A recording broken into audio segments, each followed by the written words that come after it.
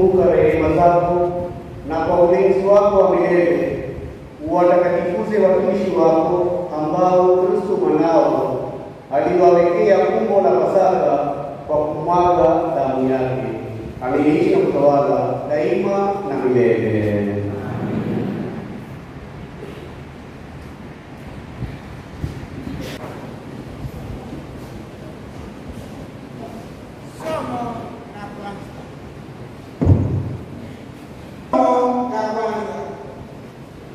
Somo katika kitabu cha nabii Isaya. Tazama, mtumishi wangu atafanikiwa, atatukuzwa, atainuliwa na kusifiwa sana. Kama vile watu wengi walivyoogopa walipomwona, kwa sababu uso wake ulikuwa umeharibiwa kupita ule wa binadamu, ndivyo hivyo mataifa mengi watashtuka mbele yake, wafalme watasimama kimya, kwa kuwa wataona jambo wasiloambiwa na kutafakari kitu kisichosikika bado. Ni nani aliyesadiki habari tuliyoisikia? Na mkono wa Bwana ulifunuliwa kwa nani? Kama mke alikuwa mbele yetu, kama mzizi katika nchi kavu. Hakuwa na umbo la kuvutia jicho, wala uzuri wa kutuvutia kwake. Alichukiwa na kuepukwa na watu, mtu wa mateso, ajuaye huzuni, sawa na wale ambao mbele yao kafunika nyuso zetu. Alidharauliwa na kufedheheshwa. Hakika aliyachukua mateso yetu na akajitwika huzuni zetu. Sisi lakini tulidhani ameadhibiwa na Mungu na kupigwa naye na kuteswa, ila aliumizwa kwa sababu ya makosa yetu, alipondwa kwa ajili ya maovu yetu. Aliibeba adhabu iletayo uzima juu yetu, tumeponywa kwa vidonda vyake. Wote kama kondoo tulitangatanga, kila mmoja akienda njia yake. Basi Bwana ameweka juu yake yeye maovu yetu sisi sote. Alionewa vikali sana, akanyenyekea, wala hakufunua kinywa chake. Kama mwana-kondoo anayepelekwa machinjoni, mbele yao wakatao manyoya yake, vivyo hivyo hakufungua kinywa chake. Alishikwa kwa nguvu na kuhukumiwa. Nani atafunulia maisha yake? Kweli walimwondoa kutoka nchi ya walio hai, aliuawa kwa ajili ya makosa ya watu wake. Walimpa kaburi pamoja na waovu na pamoja na makatili katika kifo chake, ingawa hakutenda ukatili wowote, wala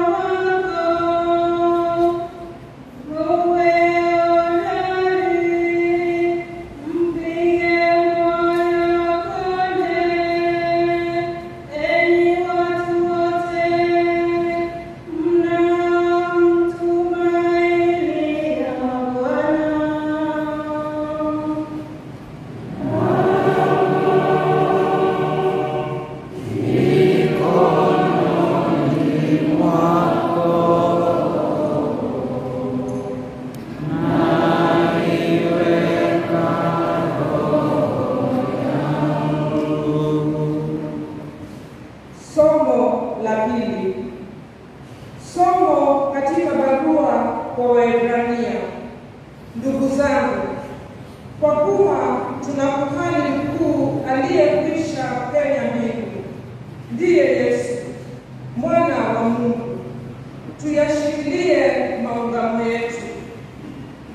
Maana hatuna kuhani mkuu asiyeweza kuonea huruma udhaifu wetu, kwani yeye alijaribiwa kama sisi katika mambo yote, ila hakutenda dhambi. Basi tukikaribie kiti cha neema kwa matumaini, ili tujaliwe huruma na neema na msaada wakati wa shida. Yesu alipoishi duniani alimtolea sala na maombi kwa kilio na machozi yeye aliyeweza kumwokoa katika mauti. Akasikilizwa kwa sababu ya uchaji wake. Ingawa ni mwana, alijifunza kutii kwa njia ya mateso. Alipokamilika, alikuwa chimbuko la wokovu wa milele kwa wote wanaomtii. Neno la Bwana.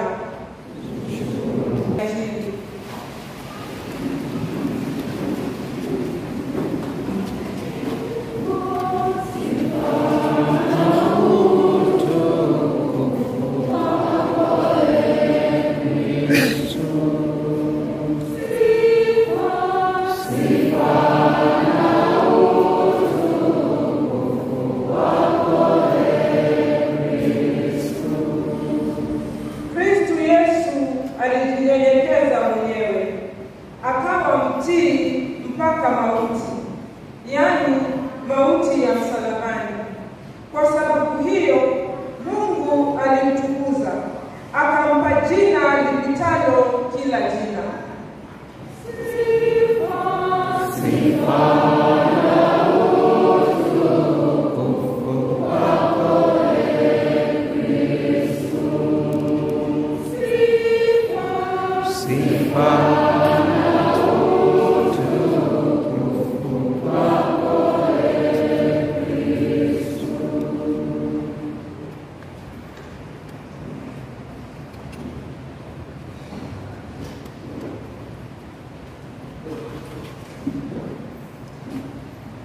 Mateso ya Bwana wetu Yesu Kristo yalivyoandikwa na Yohana. Wakati ule Yesu aliondoka pamoja na wafuasi wake kwenda ng'ambo ya kijito Kidroni. Pale palikuwa na bustani, akaingia yeye na wafuasi wake. Kadhalika Yuda yule aliyemsaliti alijua mahali pale, kwa maana mara nyingi Yesu alikusanyika huko pamoja na wafuasi wake. Basi Yuda alipokea kikosi cha askari na walinzi waliotumwa na makuhani wakuu na Mafarisayo, akaenda huko. Walishika mienge na taa na silaha mikononi. Yesu akijua yote yatakayompata, akatoka akawaambia, mnamtafuta nani?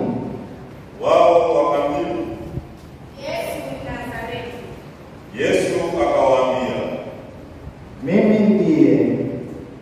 Yuda aliyemsaliti alisimama pamoja nao. Alipowaambia, mimi ndiye, walirudi nyuma, wakaanguka chini. Akawauliza tena, Mnamtafuta nani? wakasema, Yesu Mnazareti. Yesu akajibu, Nimekwisha kuambia ya kwamba mimi ndiye.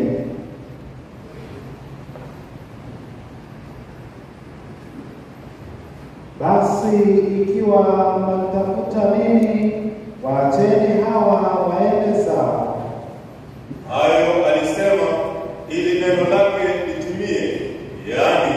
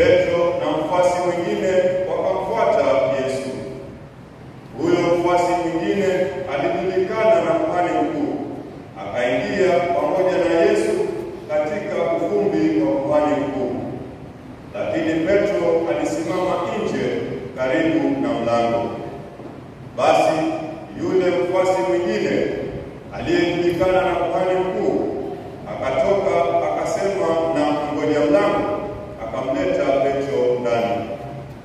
Kijakazi huyo aliyekuwa mngoja mlango akamwambia Petro, "Je, wewe si mmoja wapo wa wafuasi wa mtu huyu?" Naye akasema, "Si mimi." Watumishi na walinzi walisimama huko na walikuwa wamewasha moto wa makaa, maana kulikuwa baridi, nao wakaota moto. Na Petro pia alisimama nao akiota moto. Kuhani mkuu akamhoji Yesu juu ya wafuasi wake na mafundisho yake. Yesu akamjibu, "Mimi nilisema waziwazi mbele ya wote. Siku zote nilifundisha katika sinagogi na hekaluni wanapokutana Wayahudi wote. Kwa siri sikusema neno. Ya nini kuniuliza mimi? Waulize wale walioyasikia niliyowafundisha. Bila shaka wanajua niliyosema." Aliposema hayo, mmoja wa mlinzi aliyesimama karibu alimpiga Yesu kofi akisema, Wamjibu hilo kuhani mkuu? Yesu akamjibu, "Kama nimesema vibaya, ushuhudie huo ubaya. Bali kama nimesema vema, mbona wanipiga?" Hapo Anasi alimpeleka hali amefungwa kwa Kayafa kuhani mkuu. Simoni Petro alisimama huko akiota moto. Basi wakamuuliza, "Je, wewe si mmoja wa wafuasi wake?" naye akakana akasema, "Si mimi." mtumishi mmoja wa kuhani mkuu, ndiye jamaa wa yule aliyekata sikio la Petro, akasema, Je, mimi sikuona pamoja naye bustanini? Petro akakana tena. Mara hapo jogoo akawika. Kutoka kwa Kayafa walimpeleka Yesu Praitorio. Ulikuwa asubuhi mapema. Wenyewe hawakuingia Praitorio wasije wakajinajisi, maana walitaka kuila Pasaka. Basi Pilato akawaendea nje, akasema, "Mnaleta mashtaka gani juu ya mtu huyu?" Wakajibu wakamwambia, "Kama huyu asingekuwa mtenda maovu, tusingemleta kwako." Pilato akawaambia, "Haya, mchukueni ninyi mkamhukumu kwa sheria yenu." Wayahudi wakamjibu, "Sisi hatuna ruhusa ya kumuua mtu." hivyo maneno aliyoyasema Yesu kuonyesha namna ya kifo chake yalipata kutimia. Basi Pilato akaingia tena katika Praitorio, akamwita Yesu, akamuuliza, "Je, wewe ni mfalme wa Wayahudi?" Yesu akajibu, "Unasema hivi kwa nafsi yako, au ni watu wengine waliokupa habari yangu?" Pilato akajibu, "Ni Myahudi mimi. Ni taifa lako na makuhani wakuu waliokuleta kwangu. Umefanya nini?" Yesu akajibu, "Ufalme wangu si wa ulimwengu huu. Kama ufalme wangu ungekuwa wa ulimwengu huu, watumishi wangu wangenipigania nisije nikatolewa kwa Wayahudi. Lakini ufalme wangu si wa hapa." Basi Pilato akamwambia, "Wewe umfalme basi?" Yesu akajibu, "Wewe unasema ya kuwa mimi ni mfalme. Nia ya kuzaliwa mimi na nia ya kuja ulimwenguni mimi ndiyo inishuhudie ukweli. Kila aliye wa kweli husikia sauti yangu." Pilato akamuuliza, "Ukweli ni nini?" baada ya maneno hayo alikwenda tena nje kwa Wayahudi, akawaambia, "Mimi sioni kosa kwake, lakini kuna desturi kwenu ni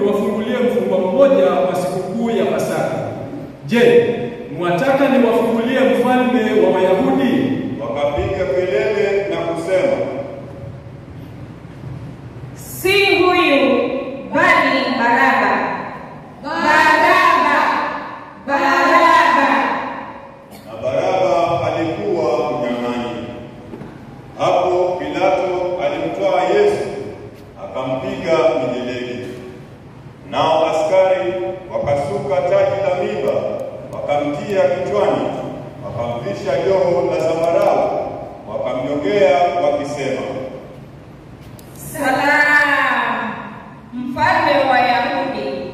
Wakampiga makofi. Kisha Pilato akaenda tena nje akawaambia, Tazameni, ninamleta nje mpate kutambua ya kuwa sioni kosa kwake.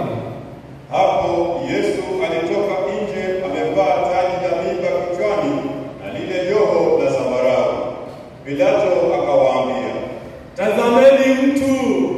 Makuhani wakuu na watumishi walipomwona walipiga kelele, Msulubishe! Msulubishe! Pilato akawaambia, Mchukueni ninyi wenyewe mkamsulubishe, kwa maana mimi sioni kosa kwake. Wayahudi wakamjibu, Sisi tuna sheria, na kwa kadiri ya sheria hiyo amestahili kufa, kwa sababu amejidai kuwa mwana wa Mungu.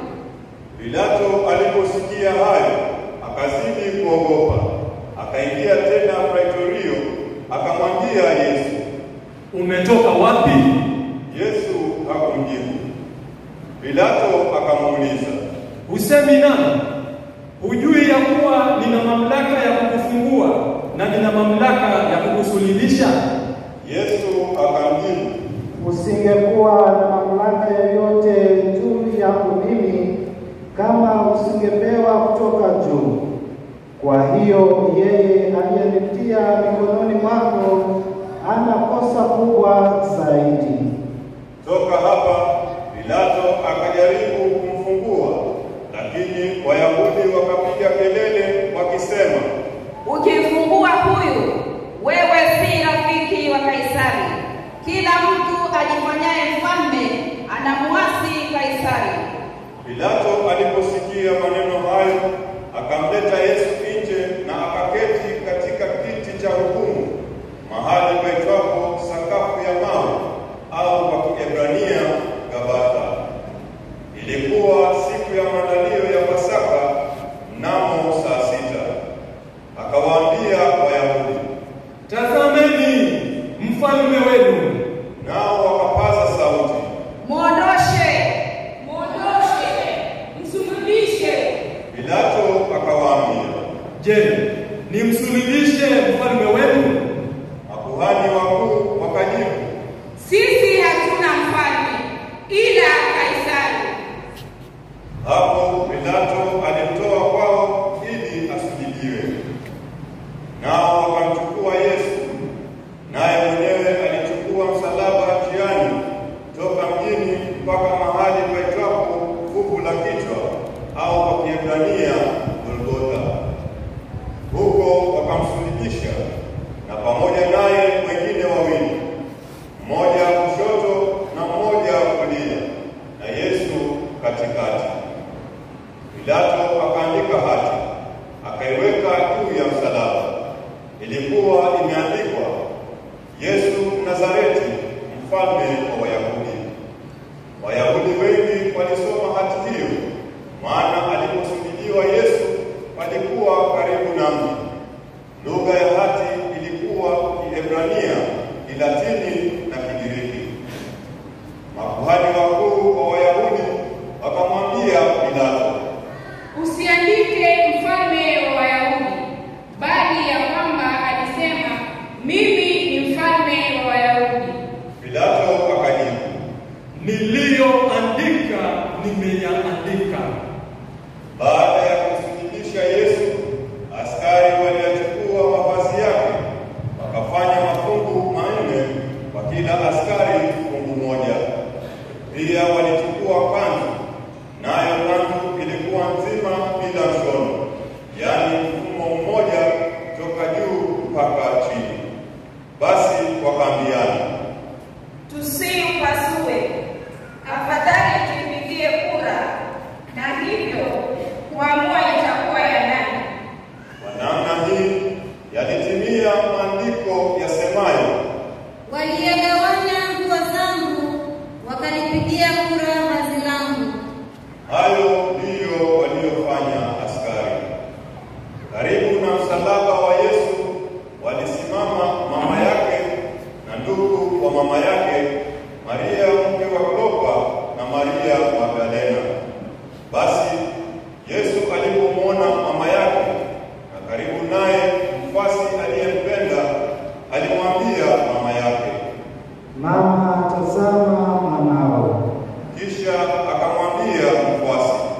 tazama mama yako. Toka saa ile mfuasi huyo alimpokea nyumbani kwake. Baada ya hayo, Yesu akijua ya kuwa yote yaliyotakiwa kwa kutekeleza maandiko yametimia, akasema, naona kiu. Huko kulikuwako chombo kilichojaa siki. Basi wakalowesha sifongo katika siki, wakaipachika kwenye mwanzi, wakakigusa kinywa chake. Baada ya kuipokea siki, Yesu alisema, yametimia. Akainama kichwa, akatoa roho. Tupige magoti.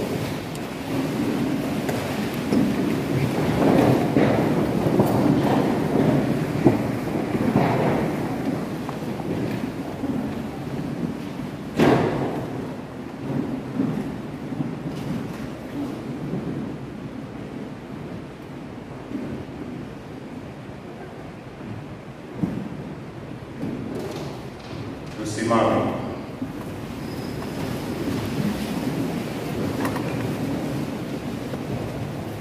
Siku ile ilikuwa siku ya kuandaa Pasaka. Kwa hiyo Wayahudi walimwomba Pilato waliosulubiwa wavunjwe miguu na kuondolewa, ili miili yao isikae msalabani siku ya Sabato, kwa maana Sabato ile ilikuwa sikukuu kubwa. Basi askari wakaja, wakamvunja miguu yule wa kwanza na wa pili waliosulubiwa pamoja naye. Lakini walipomjia Yesu na kumwona amekwisha kufa, hawakumvunja miguu, ila askari mmojawapo alimchoma ubavu kwa mkuki, mara ikatoka damu na maji. Aliyeyaona hayo ameyashuhudia, na ushuhuda wake ni kweli, naye anajua ya kuwa anasema kweli, ili nyinyi pia mpate kusadiki. Maana hayo yametendeka ili andiko litimie lisemalo, hatavunjwa mfupa hata mmoja. Tena andiko lingine lasema, watamtazama yule waliyemchoma.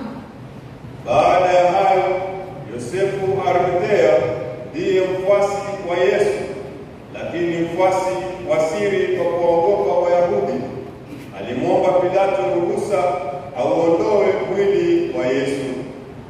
Pilato akampa ruhusa. Basi akaenda akauondoa mwili wake. Akaja Nikodemo, yule aliyemwendea Yesu mara ya kwanza usiku, akaleta mchanganyiko wa manemane na udi, yapata ratili 100. Kisha wakautwaa mwili wa Yesu, wakaufunga sanda ya kitani pamoja na manukato, kama ilivyo desturi ya Wayahudi kuzika. Pale aliposulubiwa palikuwa na bustani, na katika bustani kulikuwa na kaburi jipya ambamo hajazikwa bado mtu. Basi humo ndani wakamweka Yesu kwa sababu ya maandalio ya Pasaka ya Wayahudi, na kaburi lilikuwa karibu.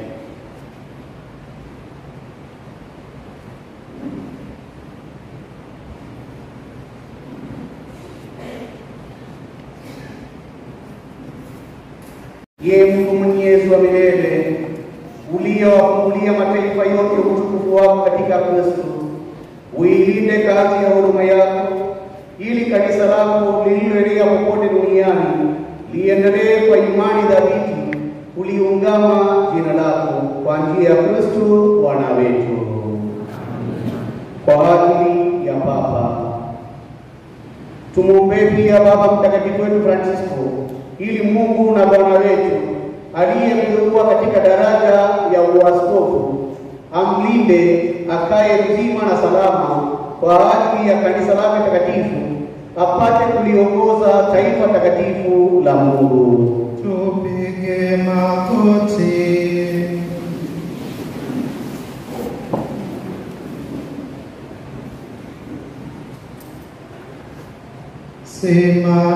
Simameni.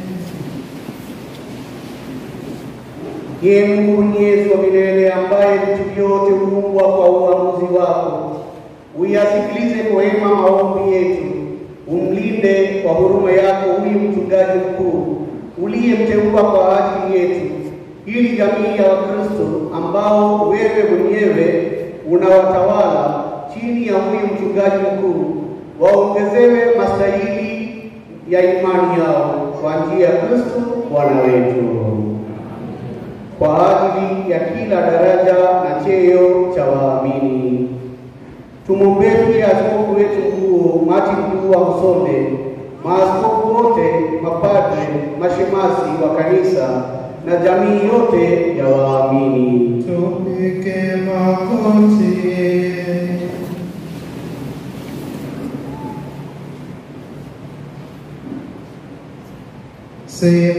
Simameni. Ye Mungu Mwenyezi wa milele, ambaye Roho wako utakatifuza na kusimamia mwili wote wa kanisa, utusikilize sisi tunaowaombea watumishi wako, ili wote kwa msaada wa neema yako wakutumikie kiaminifu kwa njia ya Kristo Bwana wetu. Kwa ajili ya wakatekumeni, tuwaombee pia wakatekumeni wetu, ili Mungu na Bwana wetu azibue masikio ya mioyo yao na afungue mlango wa rehema yake, kusudi wakiisha kupata maondoleo ya dhambi zao zote kwa njia ya maji ya ubatizo wa kuzaliwa upya, nao pia wawemo ndani ya Yesu Kristo Bwana wetu. Tupige magoti.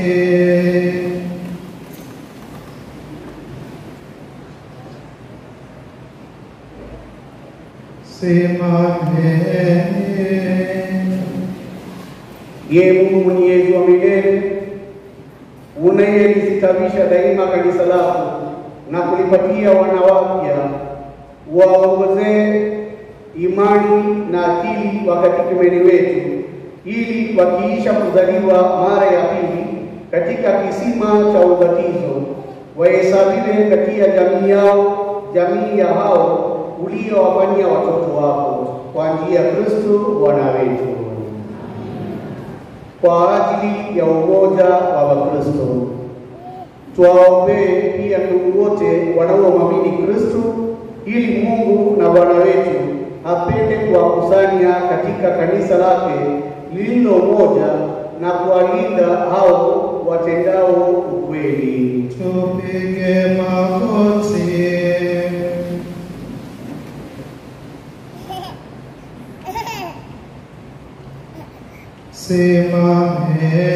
Simameni. Ye Mungu Mwenyezi wa milele, unayeyakusanya yaliyotawanyika na kuyalinda yaliyokusanywa, ulitazame kwa wema kundi lake mwanao, ili wale waliotakazwa kwa ubatizo mmoja waunganishwe kwa umoja wa imani na kifungo cha mapendo kwa njia ya Kristo Bwana wetu. Kwa ajili ya Wayahudi, tuwaombee pia Wayahudi ambao Mungu Bwana wetu alinena nao kwanza, ili awajalie wazidi kulipenda jina lake na kuwa waaminifu katika kuishi agano lake. Tupige magoti.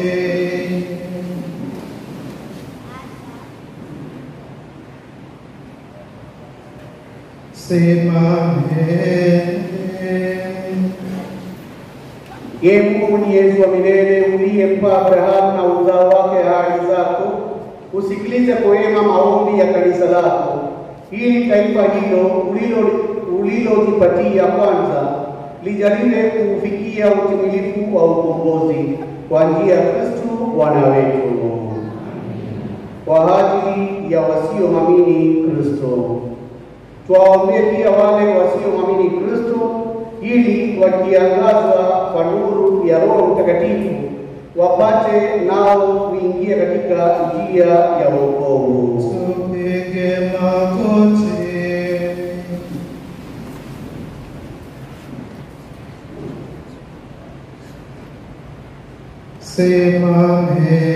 Simameni.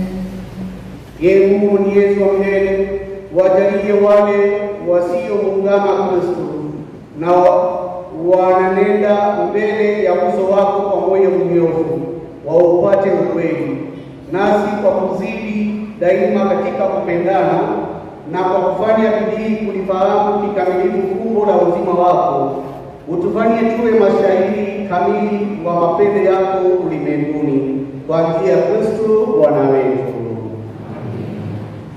Kwa ajili ya wasiomwamini Mungu, tuwaombee pia wale wasiomwamini Mungu, ili kwa kuyafuata moyo mnyofu yaliyo mema wastahili kumfikia Mungu mwenyewe. Tupige magoti.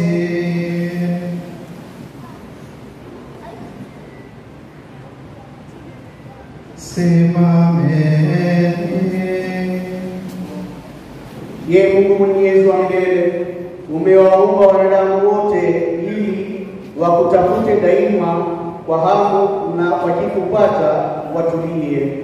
Tunakuomba utujalie hili watu wote, licha ya vizuizi vyovyote vya uovu, kwa kuzipokea ishara za wema wako na ushuhuda wa matendo mema ya wale wanaokuamini, wapate kufurahi katika kukuungama wewe uliye peke yako Mungu wa kweli na Baba yetu sisi binadamu, kwa njia ya Kristo Bwana wetu.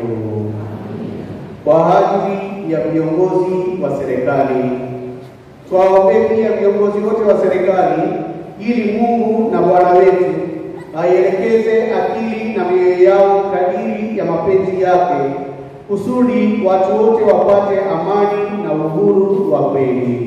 Tupige magoti.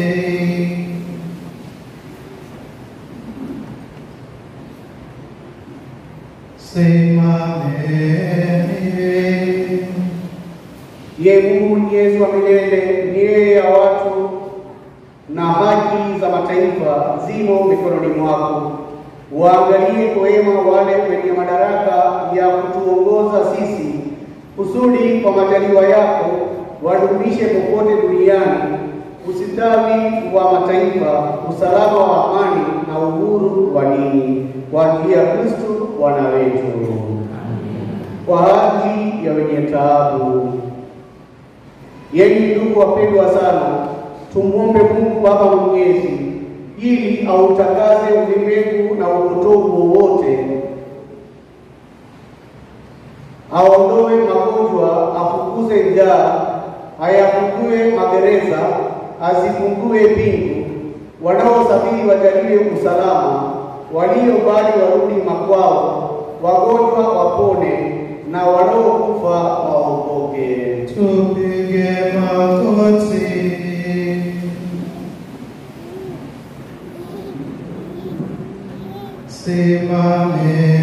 Simameni. Ye Mungu Mwenyezi wa milele, ndiwe faraja ya wenye kusikitika na nguvu ya wanaoteswa. Yafike kwako maombi ya wanaokulilia katika tabu yoyote, ili kwa rehema yako wote, kila mmoja katika shida yake, wafurahie kusikilizwa, kwa njia ya Kristo Bwana wetu. Tumsifu Yesu Kristo. Tumekamilisha sehemu ya kwanza ya ibada yetu ya leo, yaani sehemu ya neno. Sasa tunaingia katika sehemu ya pili ya kuabudu msalaba mtakatifu.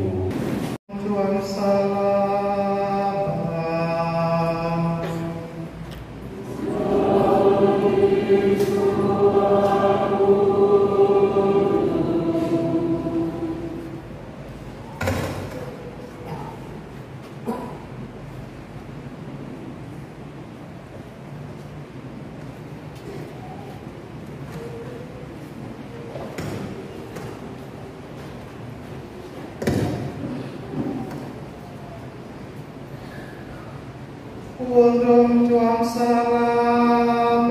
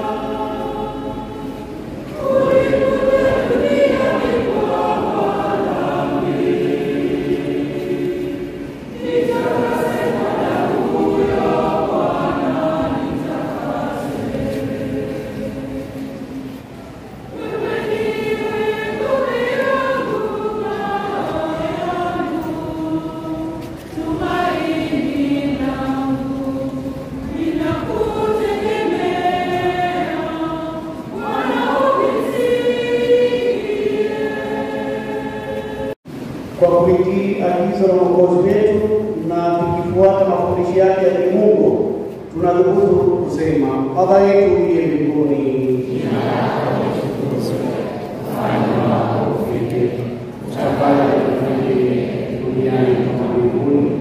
Utupe leo mkate wetu wa kila siku, utusamehe makosa yetu kama tunavyowasamehe na sisi waliotukosea, usitutie katika kishawishi, lakini utuokoe maovuni.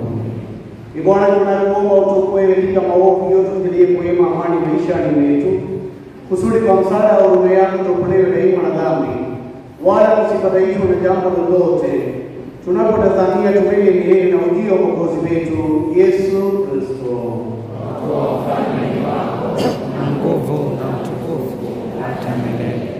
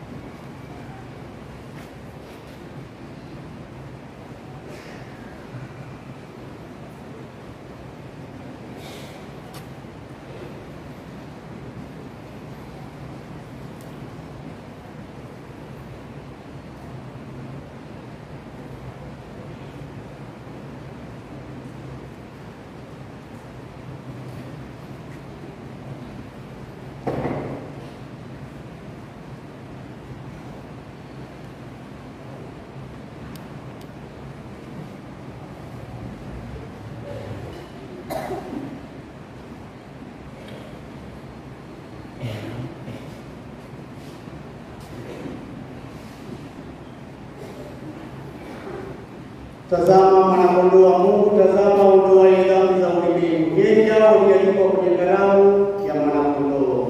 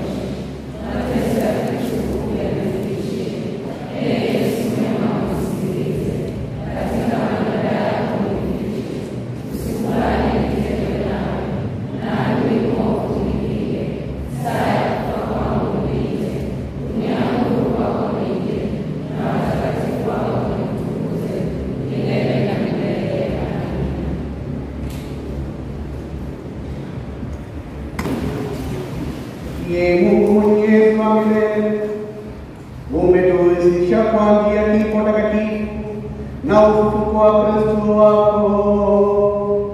Tunakuomba udumishe ndani yetu kazi ya rehema yako, ili kwa kushiriki fumbo hili takatifu tupate kuishi katika uchaji siku zote. Tunaomba hayo kwa njia ya Kristo Bwana wetu.